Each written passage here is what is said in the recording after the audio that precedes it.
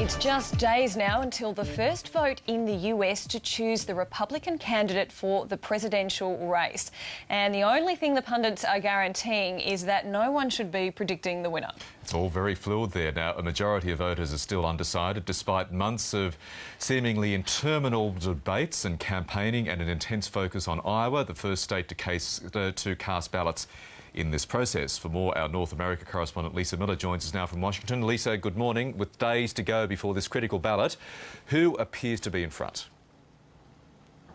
Well, it has been all the way through, as you say, Michael. Gosh, we've talked about every single candidate as leading in the polls, but everyone's been saying just look at the poll of the day because it's changing so much. So what we have today is a CNN Time magazine poll which puts Mitt Romney in the lead, and this is someone who wasn't even worrying about Iowa. He wasn't even really going to compete there. He was concentrating on New Hampshire, which is the next vote in a week's time. But because he started leading and because he thought maybe he could wrap it all up with this, he's now really concentrating on Iowa, and it's showing. So he's leading. Then we have Ron Paul. And then we have Rick Santorum, who has never been featuring in those top three at all, but he's concentrated so much time there in Iowa. He's practically lived in the state. He's done 50 or so town hall meetings. He's been to every one of the 99 counties. So that's how it's shaping up at the moment, the top three as we see it, and just days before the first vote. What's happened to Newt Gingrich, who only just a few weeks ago was declaring himself boldly that he'd win the nomination?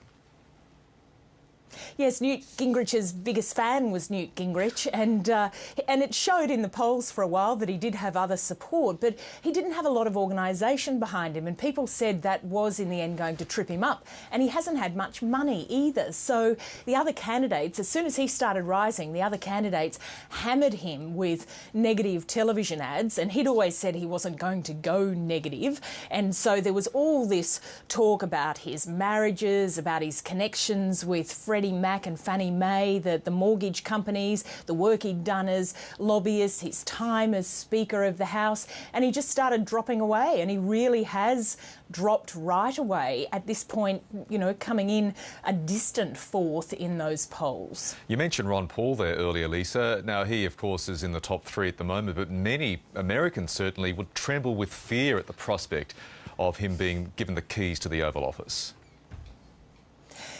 He's an interesting one, Michael, because he has been such a feature in American politics for a long time, but the reality is his policies on foreign policy, the talk of pulling all troops and ships out of everywhere, no foreign aid for anyone, his policies on drug legalisation, they're just too out there. He has this strong base that he's never really built on more, and I'm sure you'll end up getting tweets or emails about these comments, because even in Australia, when we write about him on the ABC online, on the Drum blog, people will write in and say, what about Ron Paul? Why do you keep writing him off?